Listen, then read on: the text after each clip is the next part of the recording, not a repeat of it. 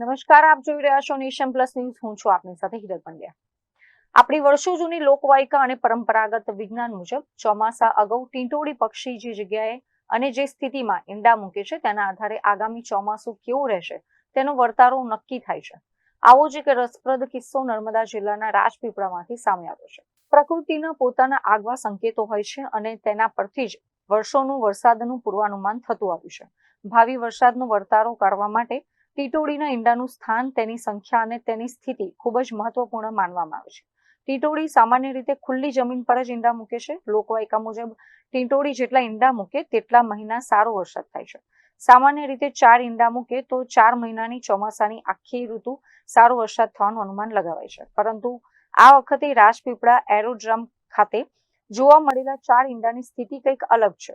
અહીં ટીટોળીએ મૂકેલા 4 ઈંડામાંથી 3 ઈંડા ઊભા છે, જ્યારે એક ઈંડું જમીનને સમાંતર એટલે કે આડું પડ્યું છે.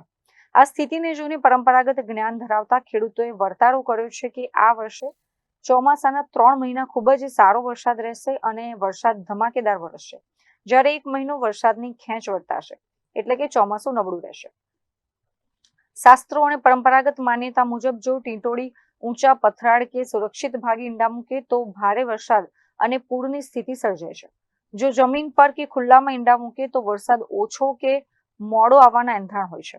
તેમજ ઈંડાની અણીઓ જો નીચે તરફ હોય અને ઈંડા ઊભા હોય તો મુશળધાર વરસાદ થાય છે.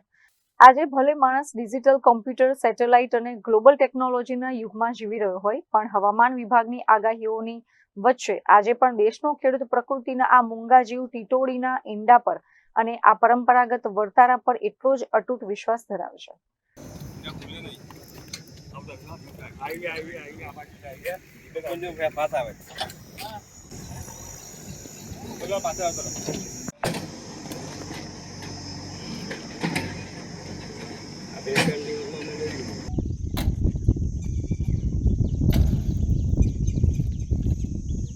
Deepak Jagtap, nation plus news, Narmada.